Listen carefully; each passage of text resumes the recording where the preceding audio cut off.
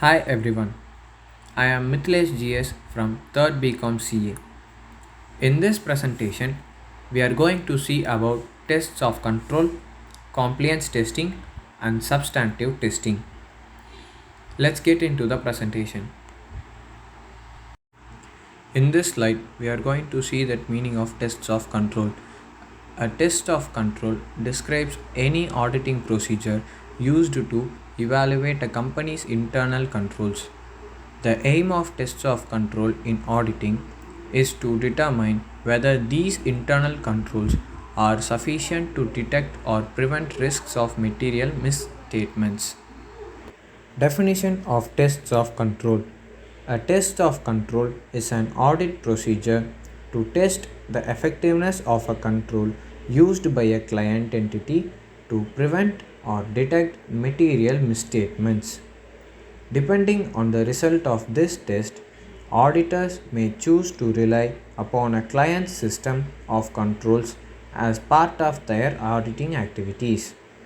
However, if the test reveals that the controls are weak, the auditors will enhance their use of substantive testing, which usually increases the cost of an audit. Classification of tests of control. The tests of control can be classified into three types: reperformance, observation, and inspection. Reperformance. Reperformance is the process of auditors reperforming the control procedures that were performed by the client. For example, as auditors, we may reperform the procedure of bank reconciliation that was performed by the client's accountant. Reperformance is the most reliable type of test of controls and provide us better assurance comparing to other types. This is due to we gather direct evidence on how the control works when we use reperformances. The downside of reperformance is that it is a very time consuming process and we need to reperform the whole process of the control procedures that the client has already performed. So we usually do not apply this type of procedure on large sample. Observation. Observation is the process of looking at the procedures that are being performed by the client. For example, we perform this type of test of controls by observing the inventory counting procedures that are being performed by the client at year end. This is to make sure the internal control of inventory exists and the procedures are as described. The next one is inspection. Inspection is the process of examination of supporting documents related to control procedures.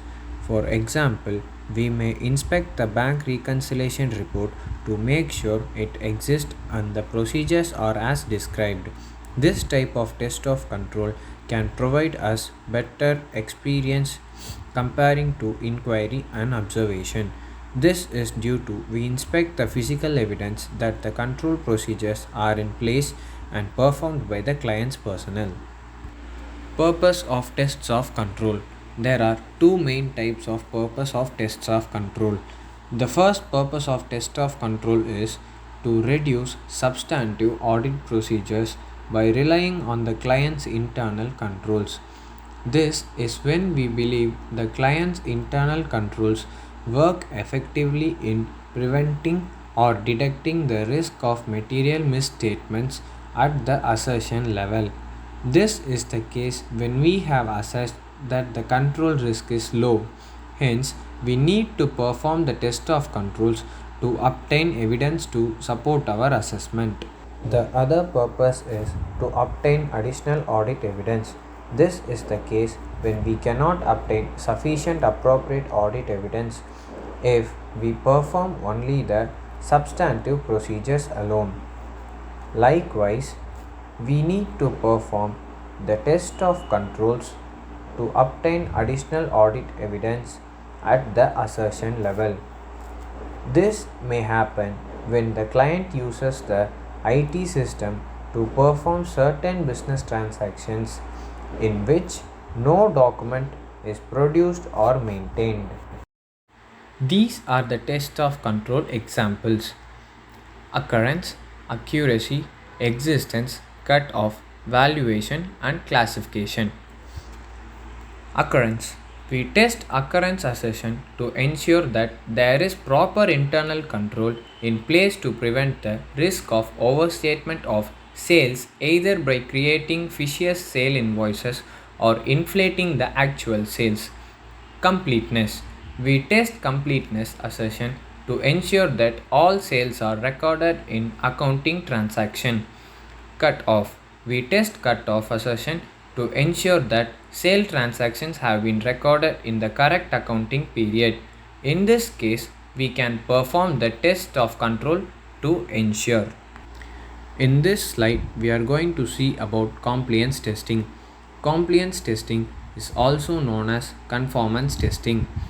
It is a type of software testing to determine whether the software product, process, computer program, or system meets a defined set of internal or external standards before it's released into production. Internal standards are standards set by an organization. For example, a web application development company might sell the standard that all web pages are required to be responsive.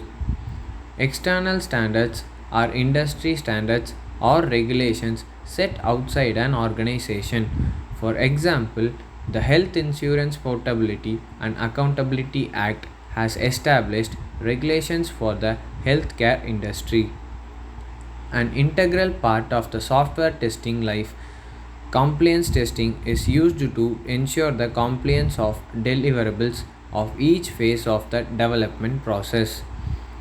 Your organization's compliance management system should be tested regularly to make sure that it is working smoothly and efficiently. These tests should be performed against any regulatory requirements legally required of your industry. Examples of compliance testing. The examples are user access rights, program change control procedures, documentation procedures, program documentation, follow up of exceptions, review of logs, and software license audit. In this slide, we are going to see about substantive testing. Substantive testing is an audit procedure that examines the financial statements and supporting documentation to see if they contain errors. These tests are needed as evidence to support the assertion that the financial records of an entity are complete, valid, and accurate. There are many substantive tests that an auditor can use. Substantive testing is likely to include confirmation of account balances with third parties, recalculating calculations made by the client, and observing transactions being performed. If substantive testings turns up errors or misassessments, additional audit testing may be required. In addition, a summary of any errors found is included in a management letter that is shared with the client's audit committee. Substantive testing may also be conducted by a company's internal audit staff. Doing so can provide assurance that internal recordation systems are performing as planned. If not, the systems can be improved to eliminate the issues, thereby providing for a cleaner audit with the external auditors conduct their test at year end. Internally conducted substantive testing may occur throughout the year.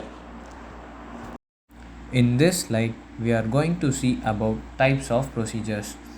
There are two types of procedures: analytical procedure and tests of detail. Analytical procedure. Analytical procedures are an important method performed while conducting the process of auditing. The analytical procedures evaluations are made on the financial statements by studying the plausible relationship between both financial as well as non financial data. For example, computation of ratios, comparison of past year balances with that of the current year, etc. The next one is test of details. Test of details refers to the process of collecting evidence that helps in evaluating the correctness of the account balance, disclosures, and other accounting transactions made by the business entity in their financial statements. Examples of substantive testing. There are three examples of substantive testing: existence assertion, rights and obligation assertions, occurrence assertion. Existence assertion. The assertion of existence is the assertion that the assets, liabilities, and shareholders' equity balances appearing on a company's financial statement exist as stated at the end of accounting period that the financial statement covers. For example, any statement of inventory included in the financial statement carries the implicit assertion that such inventory exists and stated at the end of accounting period. The assertion of liability existence apply to all assets or liabilities included in a financial statement. Rights and obligation assertion. The assertion of rights and obligation is a basic assertion that all assets and liabilities included in a financial statement belong to the company issuing the statement. The rights and obligation assertion states that the company owns and has the ownership rights or usage rights to all recognized assets. For liabilities, it is an assertion that all liabilities listed on a financial statement belong to the company and not to a third party. Occurrence assertion. The assertion that all the transactions and events are recorded in the financial statements have occurred and are related to the entity is called occurrence assertion. This assertion is tested for an overstatement.